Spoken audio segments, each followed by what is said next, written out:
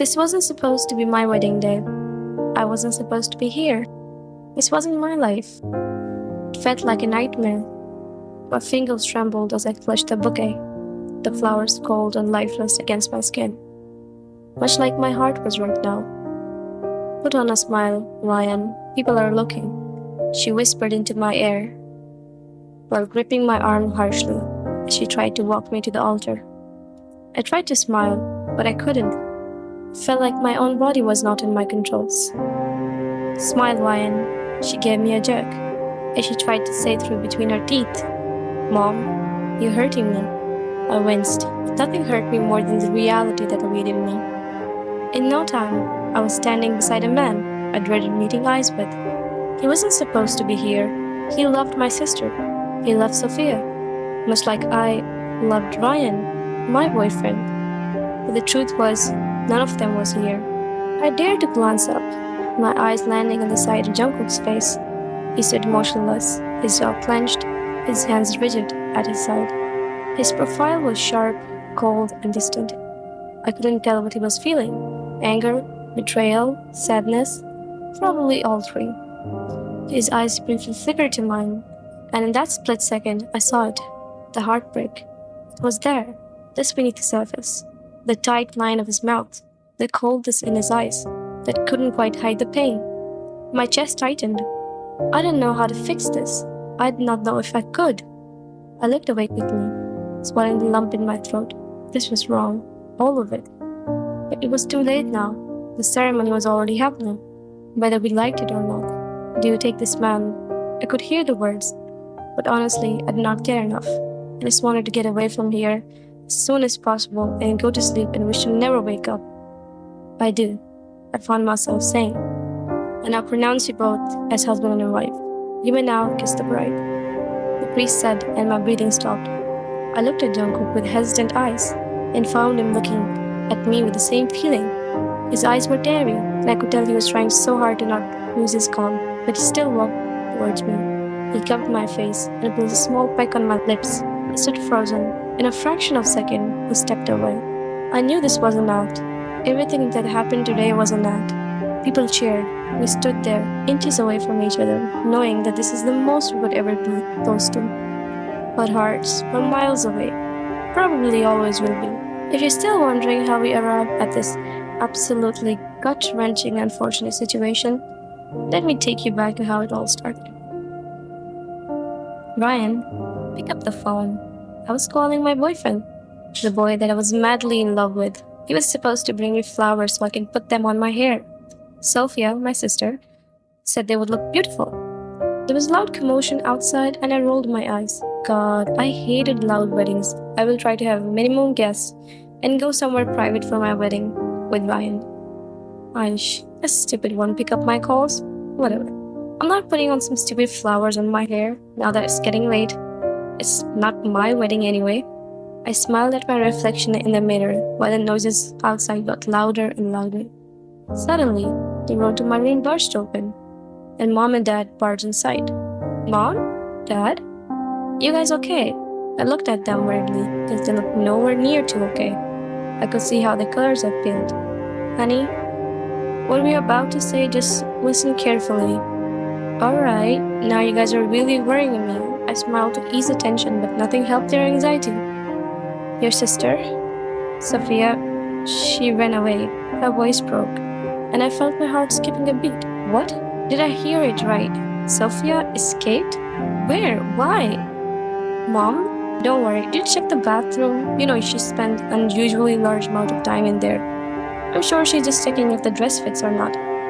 You guys go, I'll bring her. I waved a hand, then my dad sighed.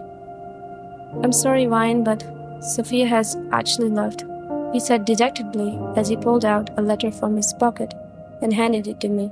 We found this in our bedroom. I couldn't describe the feeling that took over me. I opened the letter with trembling hands and I read the content that was about to wreck me.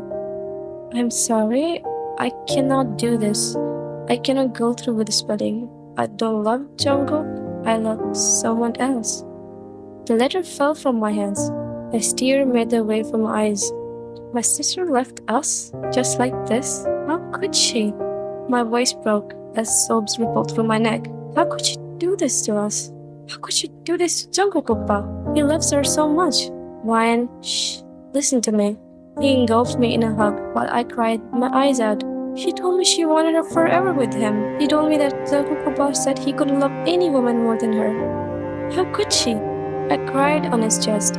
I know, but you have to do something about it. He tried to pat my back. Yes, let's find her. It's okay if she doesn't want to go through with this marriage. She should at least apologize to Jungkook oppa and then she can be with her new lover or whatever. Stop calling him Jungkook oppa. She rolled her eyes and I whipped my head at her in a flash. Confused. He's 8 years older than me, Mom. Besides, why are we even discussing this? We should go find her. Dad, let's go. I wiped my tears and tried to tug on his arm, but he stood rooted in his place with his head down. Dad, let's go. I'm sorry, honey, but you have to do this. You don't have any other option. It's either this or a lifetime of humiliation. Do what, Dad? I said, confused, as my eyes shifted between my parents. Mary John Jungkook. And my world stopped, right then and there. The car ride was so silent. I swear I could hear a pin drop. Jungkook, my almost brother-in-law turned husband, sat next to me and I couldn't bring myself to look at him. We were getting to his house. The house he was meant to share with my sister. He did not even wait a second for me when we arrived and slammed the door shut before hurrying to his house. Welcome, Mrs. John. The butler who opened the car door for me smiled. I could see the hesitation in his words. I wasn't the particular Mrs. John they were expecting, but oh well. Allow me to help you to a room. I forced a smile at him and I let the unwelcoming aura of John residence engulf me. Mr. John wants you to stay here. He guided me inside a room on the second floor, which would soon become my shelter. I smiled at the butler and he left me shortly. I looked around the room and at that moment I realized the gravity of the situation. I was married to John Jungkook. I was his wife. God. I dropped to my knees and a dam of tears broke. Why? I held my head down and cried my eyes out. Why me? What did I do to deserve this? God, please answer me. Why don't you? Please. If this is a nightmare, then wake me up. Please, God. I was almost prostrating. I wasn't much religious, but at that time, I felt how vulnerable I was before God. I so badly wish He could answer my prayers. The voices were coming from outside again. I picked a familiar one out of them. Ryan's voice. My heart soared. I'd been looking for him everywhere. I rushed outside and saw him chatting with someone, a bouquet of flowers in his hands. The moment I stepped closer, he turned towards me and smiled. Where have you been? I've been looking for you for ages. I grumbled, my frustration clear. He just laughed, making my eyes narrow at him. How can he laugh instead of apologizing? You're the one who sent me to buy flowers, remember? He chuckled, holding the bouquet out for me to see. The scent was odd, almost too strong. I just stared at them. Go on, put this in your hair. He handed the flowers to me, but just as I was about to take them, they slipped through my fingers and crashed to the ground. The sound pierced my ears like the shattering of glass. I stood there frozen. The flowers were scattered on the floor, looking exactly like shards of broken glass. Before I could even wrap my head around this mess, Ryan's voice cut through the eerie silence. Ryan, your hands. I could hear the panic in his voice. When I looked down, I saw blood dripping from my hands. Shocked, I quickly wiped them on my dress. The red of my blood blotching the white of a wedding gown? What the hell? I did not remember changing into a wedding gown. Panic surged through me. I looked up to find Ryan nowhere, and just like that, every single flower pot around me started to fall, crashing one by one, breaking into pieces. I screamed in fear. The cries went silent in my ears. I couldn't hear my own voice. It felt like the room was closing in on me. And the next thing I knew, I was on the floor, jolting awake from a terrifying nightmare. I gasped for air. The sound of glass breaking filled the air again, and I covered my ears in horror. God, what was happening?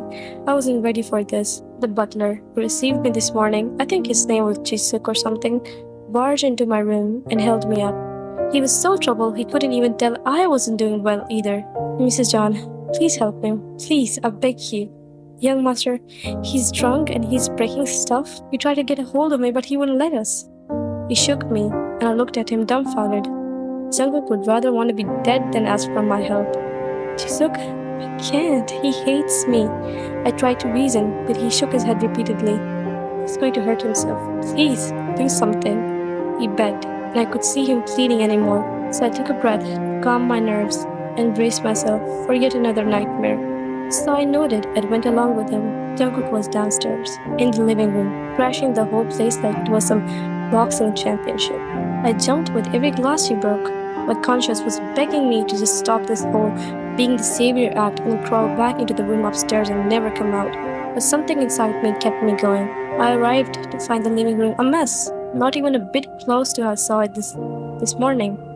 In the middle of the room stood Jungkook, a red eye, and a very drunk Jungkook. I could see blood dripping off his hands. Jungkook Oppa? I whispered out of breath, the name slipping off in habit. In 2 long strides, he was on me. His hands gripped my neck so hard as he slammed me on the wall. It was so sudden that I almost forgot to breathe. You ruined everything. You fucking hate you. He slammed his fist into the wall next to my heart so hard I swear I could hear a knuckle crack. And don't even ask me about how I felt at that moment. Jungkook Oppa? Shut up. Don't call me that. I'm not your fucking Oppa. I'm not. His voice broke, and I blinked open my eyes to find him crying inches away from me. His breath was still hot on my face. I couldn't see him like this. It felt like seeing myself in a mirror, a reflection of my own broken self. And then he dropped down to his knees and began crying like a baby. Where did I go wrong? What did I do? I loved her so much, and she left me just like this? Was I nothing to her? Did she never love me? Not even a bit? He was kneeling before me as I watched him break, so dejected, so vulnerable.